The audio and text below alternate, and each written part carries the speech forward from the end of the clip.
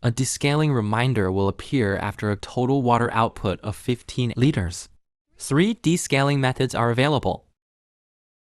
Open 1 packet of descaling agent.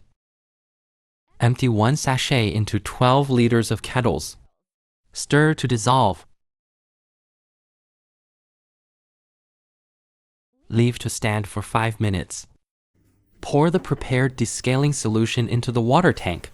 Plug in the power cord, turn on the machine, and let it preheat for 1 minute.